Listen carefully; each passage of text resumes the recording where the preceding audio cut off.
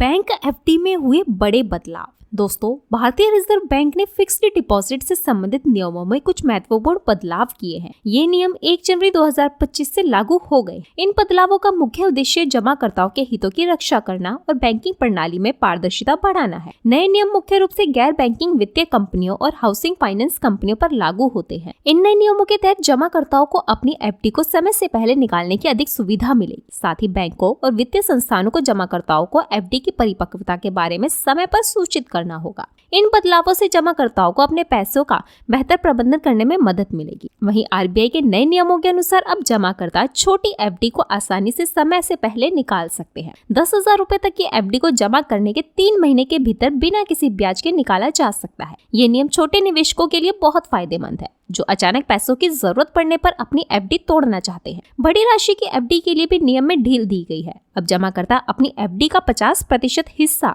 या अधिकतम 5 लाख रुपए 3 महीने के भीतर बिना ब्याज के निकाल सकते हैं। ये सुविधा उन लोगों के लिए बहुत उपयोगी है जो अपनी एफडी को पूरी तरह से तोड़ना नहीं चाहते, लेकिन कुछ पैसों की तत्काल आवश्यकता है। आरबीआई ने गंभीर बीमारी के मामले में एफडी निकासी के नियमों को और भी उदार बनाया है। अब किसी गंभीर बीमारी की स्थिति में जमाकर्ता अपनी पूरी एफडी राशि को बिना किसी ब्याज कटौती के निकाल सकते हैं। ये नियम एफडी की अवधि पर ध्यान दिए बिना लागू होगा। ये बदलाव उन परिवारों के लिए बहुत राहत देने वाला है जो अचानक बड़े मेडिकल खर्चों का सामना कर रहे हैं। नए नियमों के तहत अब NBFCS और HFCS को एफडी की परिपक्वता से कम 14 दिन पहले जमाकर्ताओं को सूचित करना होगा। ये नियम जमाकर्ताओं को अपने पैसों की बेहतर योजना बनाने में मदद करेगा। पहले ये अवधि 2 महीने की थी, जिसे अब घटाकर 14 दिन कर दिया गया है। इससे जमाकर्ताओं को अपनी एफडी के बारे में समय पर निर्णय लेने में मदद मिलेगी। वहीं दोस्तों, आरबीआई ने एफडी खोलते समय नॉमिनी का नाम देना अनिवार्य कर दिया है। ये नियम जमाकर्ता की मृत्यु की स्थिति में पैसों के हस्तांतरण को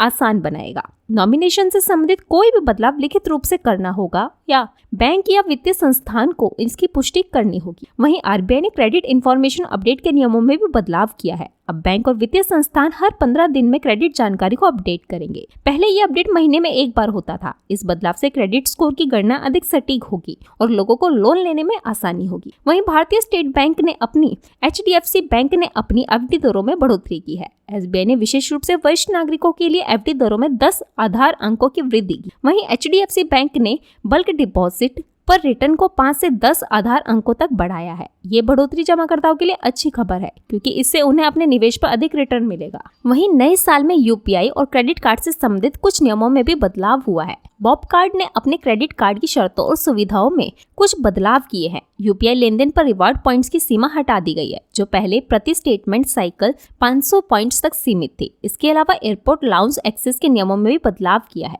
वहीं 2025 में किसानों के लिए एक अच्छी खबर है। अब किसान 2 लाख रुपए तक का लोन बिना किसी गारंटी के ले सकते हैं। पहले ये सीमा 1.6 लाख रुपए थी। ये बदलाव किसानों को अपनी खेती बाड़ी में काम करने के लिए आसानी से वित्तीय मदद लेने में सहायक होगा। वहीं जनवरी 2025 में कई कंपनियां अपने कर्मचारियों से टैक्स सेवर निवेश में प्रमाण मांगेगी। ये वित्तीय वर्ष के दौरान किए गए टैक्स बचत वाले निवेशों से संबंधित है। कर्मचारियों को अपने निवेश के प्रमाण समय पर जमा करने चाहिए, ताकि उनके वेतन से सही से कटौती हो सके।